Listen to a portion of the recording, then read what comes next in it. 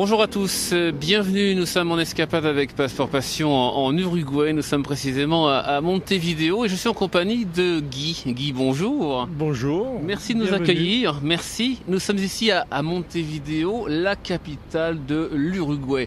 Alors on va situer l'Uruguay parce que pour un Français, il sait que c'est en Amérique du Sud, généralement, mais après il faut le placer. Oui, alors l'Amérique du Sud, souvent le Français place l'Uruguay dans l'Amérique centrale. Ou alors il confond avec le Paraguay. Mais précisons bien, l'Uruguay est un petit pays qui est complètement coincé entre le Brésil, son voisin disons du nord, et le sud qui est de l'autre côté du Rio de la Plata, qui est l'Argentine, qui sont ses deux voisins les plus conséquents et les plus puissants au niveau de la région également. Alors c'est vrai que Buenos Aires n'est pas très loin finalement, c'est un delta qui nous sépare. Exactement, on peut y aller en bateau en 3 heures ou 2 heures de bus et 1 heure de bateau. Donc c'est un lieu de shopping pour les Montevidéens ou les Montevidéennes qui vont là-bas acheter des choses à meilleur prix qu'à Montevideo. Et c'est un lieu également de balade puisque la ville est très grande et il y a pas mal d'activités. Mais essentiellement de shopping. Guy, vous êtes arrivé ici en 2005 ? Exactement, je suis là, mon épouse est uruguayenne, donc j'ai décidé de prendre ma retraite à Montevideo. D'abord parce que mon épouse était d'ici et également il y avait peu de chocs, disons, de changement de pays. Je suis originaire, mon accent me trahit, de Montpellier, donc ça ressemble énormément, on va situer le pays climatiquement, ça ressemble énormément à quelque chose du sud de la France, avec des hivers moins froids, nettement moins froids, et des étés qui sont équivalents avec chaleur et humidité et des moustiques également. Alors petit pays l'Uruguay. Et minuscule pays effectivement. Très coincé. Complètement coincé et d'autant plus minuscule qu'il y a seulement 3 millions d'habitants et 1,6 million vivent déjà dans la capitale. Donc si vous sortez de Montevideo, c'est l'univers de la Pampa, la fameuse Pampa et ses gauchos. Ils sont là et évidemment une quantité invraisemblable de vaches, de moutons et des animaux qui... C'est des systèmes de l'élevage open, c'est-à-dire 1 hectare par vache. Quelqu'un qui vous dit qu'il a 5000 vaches, ça veut dire qu'il a au moins 5000 hectares. Les propriétés, disons, en dessous de 1000 hectares, c'est de la petite propriété. Mais il y a des propriétés de 10 000, 20 000, 30 000 hectares, sans problème. L'Uruguay regarde l'Atlantique, évidemment. Montevideo, c'est une capitale économique, avant tout. Capitale économique, oui, parce qu'il y a d'abord, c'est le seul pôle petitement industriel. Malheureusement, il y a énormément d'industries qui ont disparu du fait de la compétition mondiale. Les coûts sont très élevés. À une époque, disons 50 ans en arrière, il y avait énormément de filatures, il y avait pas mal d'industries du fait de la laine, puisqu'il y a des moutons, il y a de la laine. Et les tissus étaient d'excellente qualité et étaient fabriqués ici ou exportés en Angleterre. Et maintenant, toute cette industrie a périclité du fait de la compétition de l'Inde, de la Chine. Et donc, il reste des zones franches qui attirent des activités économiques étrangères. Mais l'essentiel, c'est l'agriculture, c'est-à-dire la vache, le mouton, le soja, qui a repris ces dernières années une importance considérable, et le bois qui est transformé en pâte à papier dans une usine assez gigantesque et une deuxième qui va ouvrir à la fin de l'année. Alors nous sommes, Guy, en centre-ville, au centre de Montevideo. Là, nous sommes sur une place évidemment connue ici. Oui, la place de l'Indépendance, qui est la place, disons, c'est l'équivalent, je sais pas moi, la place de l'Étoile à Paris, pour donner avec le mausolée du héros local Artigas, et qui a aussi à son côté un immeuble emblématique, le Palace Salvo, qui a une forme très très particulière. Évidemment, les auditeurs ne peuvent pas le voir, mais ça ne ressemble à rien que vous connaissez. C'est vrai que c'est assez étonnant. C'est un immeuble des années 30, tout en béton, avec une forme assez... C'est un mélange de lignes droites et de courbes et de coupoles. Et à l'époque, ça a été l'immeuble le plus haut d'Amérique du Sud. Et on en trouve une copie à Buenos Aires. Et c'était un hôtel. Maintenant, ce sont des appartements. Mais c'est comme il y a la Tour Eiffel à Paris, il y a le Palace Salvo, c'est l'image mythique de Montevideo. Alors, cette ville, parlons un peu de l'histoire du pays, de l'Uruguay quand même. Alors, petit pays, histoire assez tourmentée. Tourmenté, disons, comme tous les pays, c'était au démarrage un problème de répartition des terres entre le Portugal, l'Angleterre, l'Espagne. Je ne suis pas un expert en histoire, mais disons, c'est un pays des migrants. Alors donc, c'est ça qui fait que majoritairement, ce sont des Espagnols, des Français. Il y a une énorme racine française à l'intérieur de l'Uruguay. j'ai dit et italien. Donc c'est ces trois nationalités qui sont à la base, disons, du développement de l'Uruguay comme on le connaît maintenant. La base, il y avait énormément de Basques, les Basques qui étaient spécialisés dans l'élevage du mouton. Ils ont participé énormément au développement de l'agriculture et, disons, et de l'élevage dans le pays. Les Français sont inscrits à l'ambassade, je pense qu'il y en a dans les 3000. Mais une grande partie sont tellement assimilés parce qu'ils sont là depuis 2-3 générations qu'en fait, je pense qu'il y en a certains même qui ne parlent même plus français. Des personnes récentes d'arrivée, il doit y en avoir 500 ou 600, mais actuellement, ce sont énormément des gens qui bougent, c'est-à-dire des gens qui arrivent pour des stages, pour des séjours et qui repartent. C'est celle-là, disons, la partie vivante de la francophonie, si on peut dire.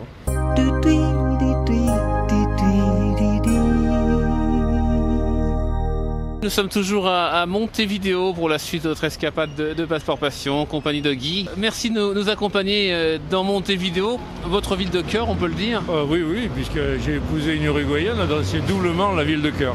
Alors là, nous avons quitté la place de l'Indépendance et nous sommes dans une artère assez importante de la ville. Si, l'avenue du 18 juillet, qui a été pendant très très longtemps et qui reste une avenue hyper commerçante, puisque les immeubles qui sont souvent d'architecture très très élaborée et très variée, en bas sont occupés uniquement par des boutiques et pendant un certain temps c'était des boutiques, disons, de haut de gamme. C'était les Champs-Élysées de Montevideo jusqu'aux années 50-60.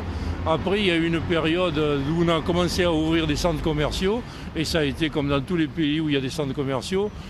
La partie commerçante du centre-ville a tendance un peu à battre de l'aile. On a construit des centres commerciaux à l'extérieur de la ville, bien évidemment. Dans des quartiers, toujours dans la ville, pas exactement comme on a en France dans les banlieues, il y en a un, mais disons où on a abattu un quartier entier, disons une mansane, c'est-à-dire un bloc de maisons, on a construit un centre commercial. Un qui est assez célèbre a été construit sur une prison. Imaginez la prison de la Santé à Paris, on a gardé que la porte et sur le terrain, on a construit un centre commercial. Ici, ça existe, c'est assez cocasse. Alors là, il y a un édifice qui est assez intéressant, qui fut un grand magasin de la ville. Exactement, c'est le Londres-Paris. Alors, Londres-Paris, parce que les Anglais ont été, disons, des occupants dans le sens commercial. Disons, tout le début du XXe siècle, il y a eu une forte présence anglaise, de compagnie anglaise. Il y a évidemment un golf magnifique, parce que les Anglais, ils sont arrivés, ils ont fait un golf. Et cet immeuble-là s'appelle donc London Paris, puisque énormément de tissus, la laine partait en Angleterre. C'est ça aussi qui fait qu'il y a une association de Londres et de Paris. Paris pour la mode, pour le design, et Londres pour les tissus, pour la bonne qualité des tissus 100% en laine. Et c'est le Londres-Paris qui a été, disons, un équivalent des Galeries Lafayette, pour donner une idée, à l'époque où les Galeries Lafayette étaient une référence dans toutes les villes où à Paris on allait aux Galeries Lafayette parce qu'on avait un choix. Et ça a duré jusqu'aux années 60-65. Après, le magasin, malheureusement, a disparu. Maintenant, il reste l'immeuble et au rez-de-chaussée, on y trouve un célèbre McDo. Un McDonald's, voilà. Alors ici, d'ailleurs, puisqu'on parle de la viande de McDo, sans faire de publicité, d'un fast-food célèbre, on va dire. Oui. Alors, on peut avoir des fast-food assez sympathiques. Alors, il existe un fast-food local qui est très intéressant, dont la spécialité ressemble à un hamburger, et ça s'appelle un chivito. Et alors, il y a une chose qui est, pour moi qui suis étranger à l'Uruguay, mais qui je pense pour les Uruguayens c'est un peu la même chose, c'est que les jeunes, dans ce chivito, qui ressemble à un hamburger, c'est pas de la viande hachée qu'il y a, c'est des morceaux de bif. Et ici, je peux vous dire que la viande, c'est quand même un summum. Donc, les jeunes qui avant ne mangeaient que des chivitos vont maintenant vers les concurrents nord-américains pour manger de la viande hachée qu'on ne sait pas d'où elle sort. Enfin, bon, elle sait d'où elle sort, mais ça n'a rien à voir de mâchouiller un hamburger made in USA et de manger un chivito où on a la sensation de manger de la viande entre deux morceaux de pain. Voilà. C'est étonnant. Et Guy, on voit aussi, vous me le confiez il y a quelques minutes avant que l'on soit au micro, c'est qu'il y a bien d'étranges bonhommes qui proposent du maté en ville. Ah, alors, donc, là, ben voilà, il y en a un qui arrive juste à côté de nous, voilà, vous voyez le matériel, le thermos, vous voyez là où il y a l'herbe verte dedans, et la petite pipette qui sert. Alors, c'est la passion, ils sont addicts ici du maté qui est fait avec du hou qui vient du Brésil, et ça, c'est une décoction, on met ça avec de l'eau chaude, et disons on aspire l'eau qui a été parfumée. C'est très amer, moi je n'aime pas, mais dans la famille de mon épouse, les gens sont aussi et il y a une particularité, c'est que ça se partage. Ça, c'est un truc aussi bizarre. Les gens ont ça, et puis ils le passent au voisin, qui le passe au voisin. C'est comme le calumet de la paix chez les tribus indiennes. Alors, on va continuer notre petite déambulation dans cette rue.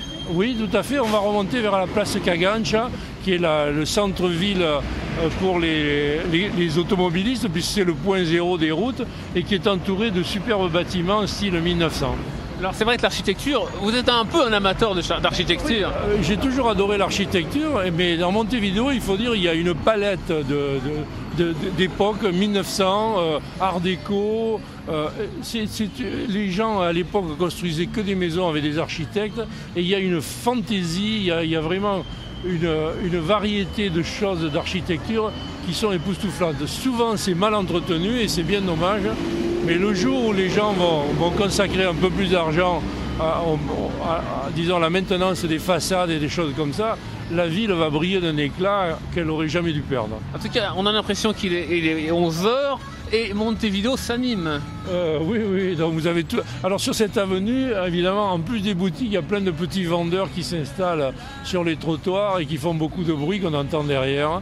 Vous avez une petite musique de fond en plus des autobus qui passent. C'est vrai qu'il y a beaucoup de circulation, beaucoup de bus. Oui, le système de transport en commun est très très bien développé et on peut se déplacer assez facilement dans la ville avec les bus et également les taxis qui sont en nombre conséquent. Il y a un métro ici ?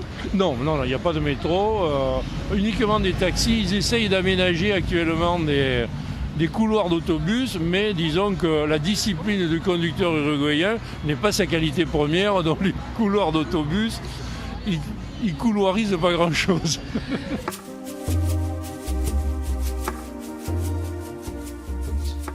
Le grand envol de vos rêves, RCF.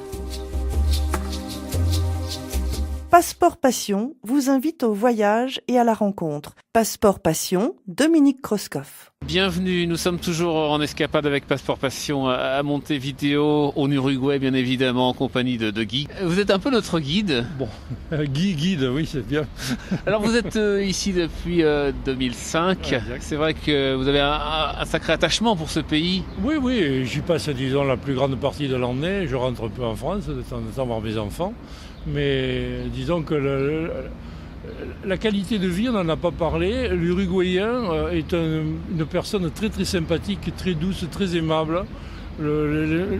L'Uruguayen est un contact très facile, vous pouvez parler avec des gens dans la rue. Ça fait partie de la qualité de vie qu'on retrouve en Uruguay, ça. Et ça, je trouve, c'est de plus en plus rare, manifestement. C'est très différent par rapport à l'Argentine et au Brésil ? Alors le tempérament est différent ? Là, je ne peux pas m'étendre là-dessus parce que je connais. L'Argentin est assez volubile également, comme moi. Le Brésilien, je ne suis plus allé au Brésil depuis très très longtemps. Je ne suis pas allé au Brésil. Mais non, je ne peux pas faire de comparaison.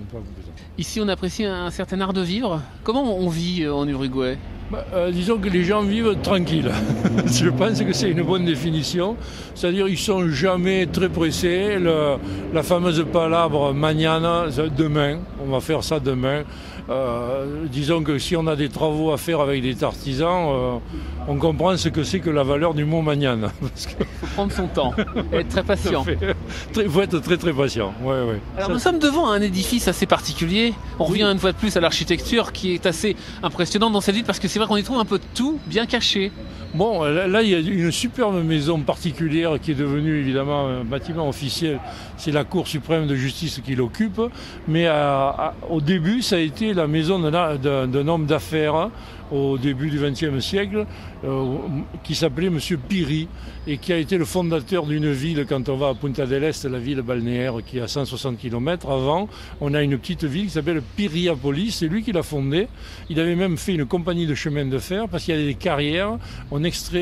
Pour extraire la pierre qui a servi à des constructions à Montevideo. Donc cet homme a fait fortune dans le bâtiment et il a une maison. Malheureusement, on ne peut pas rentrer dans cet édifice officiel, mais c'est une beauté à l'intérieur au niveau de la ferronnerie, des doubles rampes, des mosaïques du sol. Ce n'est pas un exemple unique de ce genre de maison qu'on peut appeler même un petit palais. Vous le retrouvez dans de nombreux endroits de Montevideo où au début du XXe siècle, les familles aisées ont construit des maisons d'une beauté extraordinaire. Dans le quartier du Prado, qui maintenant est tombé un peu en désuétude, là aussi vous trouvez des maisons avec des jardins, avec des palmiers, qui sont des choses magnifiques. Et toujours avec une architecture originale, parce que les gens allaient chercher un architecte et ils faisaient la maison complètement différente de celle du voisin. Bon, dans le même style de l'époque, mais avec une richesse ornementale et également des matériaux très précieux.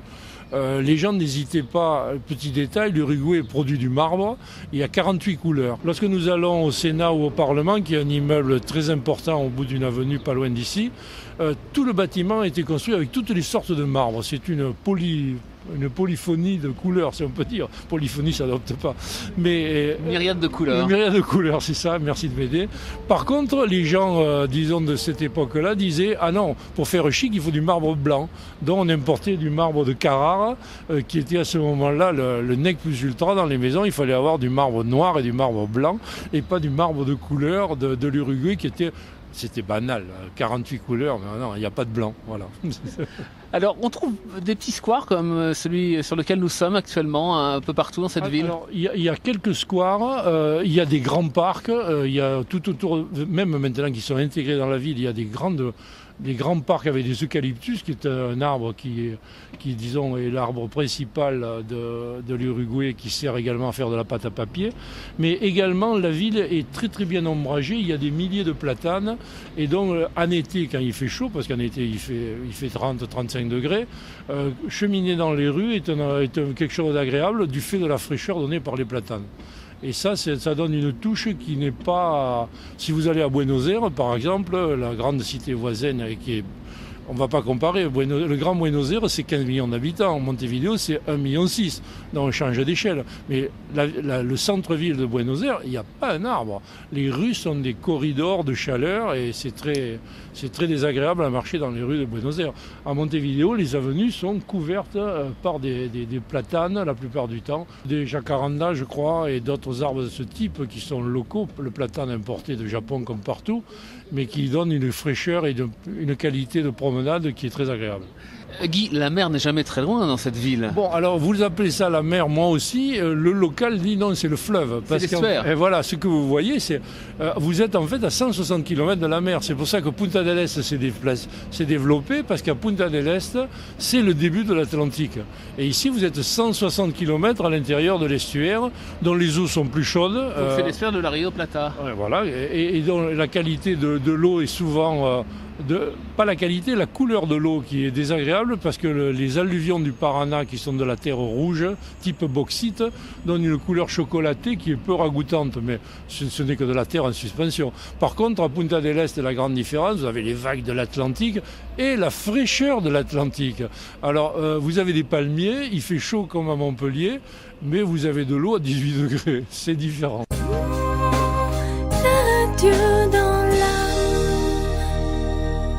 Nous sommes toujours à Montevideo en escapade avec Passeport Passion en compagnie de Guy. Alors là, nous avons quitté le centre-ville. Nous sommes au bord de l'estuaire. Exactement. Nous sommes au bout de la plage de Pocito. Pocito qui est un quartier très résidentiel, mais qui fut pendant longtemps, à l'époque, disons, du début du XXe siècle, une plage. D'ailleurs, la plage de Pocito reste une plage très courue des gens de Montevideo.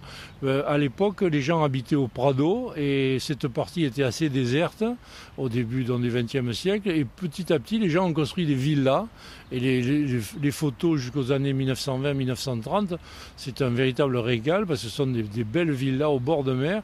Et les gens venaient du quartier du Prado, passer l'été, c'est-à-dire le janvier-février, ici au bord du Rio de la Plata, qui ressemble à une mer, parce qu'on ne voit absolument pas l'autre côté. Et c'est vrai, on voit des bateaux en rade. Oui, donc c'est les bateaux qui sont en stationnement pour entrer dans le port.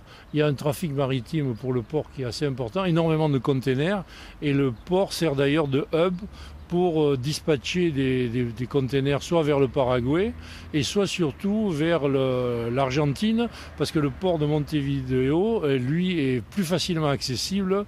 Il y a 13 ou 14 mètres de fond et donc les gros porte-containers laissent des containers à Montevideo qui ensuite sont acheminés par des bateaux plus petits qu'on appelle des feeders, je crois, et qui, eux, acheminent les containers sur Buenos Aires, où les gros porte-containers ne peuvent pas aller du fait du défaut de fond de calade qu'ils appellent, c'est-à-dire le tirant d'eau n'est pas suffisant pour que les énormes porte-containers qui viennent d'Europe puissent accéder jusqu'à Buenos Aires. Donc ils déchargent ici et ensuite ça repart dans des bateaux plus petits. Donc il y a un gros trafic portuaire. Alors vous le disiez Guy, la mer est ici d'une couleur un peu marron, c'est normal. Oui, alors parce que nous sommes dans un estuaire de la Rio de la Plata. Et c'est normal, et ensuite c'est changeant, en tout cas du côté uruguayen, pas du tout du côté argentin. La couleur chocolatée de l'eau vient en fait des dépôts du Paraná, la rivière qui vient du Brésil et qui est très chargée en alluvions. Du fait de la rotation de la terre, tous les dépôts vont vers l'Argentine et selon le vent, selon les courants, on a des jours avec la mer qui est chocolatée du côté de Montevideo, mais ça peut changer d'une heure à une autre. Vous repassez 2 heures après, hop, la mer n'a plus la même couleur. Alors on a un porte-plaisance non loin d'ici, parce que ici c'est le front de mer, si on peut dire, le front de l'estuaire, le fronton de l'estuaire est assez vaste, hein, puisque là on va jusqu'à... on peut aller, si vous suivez la côte, si on suit la côte, voilà, c'est loin. C'est de la plage de Montevideo jusqu'à l'Atlantique, ça représente 130 km de plage continue de sable jusqu'à l'Atlantique. Et à l'Atlantique, on retrouve une station balnéaire bien connue ici. Et Punta del Este, qui est la station très huppée, où il y a pas mal de jet-set qui viennent passer leurs 15 premiers jours de janvier autour de la Noël, qui est très courue à la fois par les Argentins, mais également les Brésiliens. Il y a des Chiliens également qui viennent. Le mois de janvier est le mois des vacances balnéaires en Uruguay et qui attire la population des pays environnants. Alors pas très loin, on sommes passés il y a quelques minutes devant le lycée français. Exactement, oui, alors il y a un lycée français assez important avec 2000 personnes, à peu près 2000 élèves. Disons, ce sont essentiellement des Uruguayens qui viennent apprendre pour le baccalauréat français et ils peuvent en même temps passer le baccalauréat uruguayen. Il y a les 2 enseignements qui sont donnés en parallèle.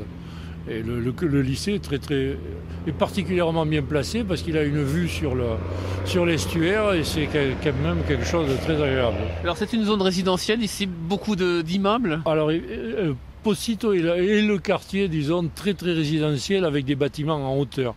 Et un quartier, disons, à haute valeur ajoutée, dirons-nous.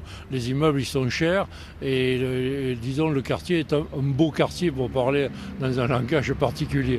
Il y a un autre quartier un peu plus loin, si on fait une dizaine de kilomètres, qui lui est un quartier également... de bonne qualité, mais qui est uniquement des villas. Et là aussi, c'est le déroulement de la ville. Les gens qui avaient des maisons de plage ici, quand ça est devenu finalement urbain, ont déplacé leurs maisons et les ont mis à Carrasco, qui est un petit peu plus loin. Et ensuite, la dernière mouvance, si on peut parler comme ça a été de déplacer les maisons de mer directement à Punta del Este, quand les transports sont devenus, disons, plus faciles. Parce qu'à l'époque où je parle de balnéaire à Pocito ou à Carrasco, c'est encore les années 20-30 avec des voitures qui ne faisaient pas des distances fantastiques maintenant. Et maintenant, tout est devenu en fait résidentiel. Soit résidentiel immeuble, c'est Pocito, soit résidentiel villa, et alors à ce moment-là, c'est Carrasco.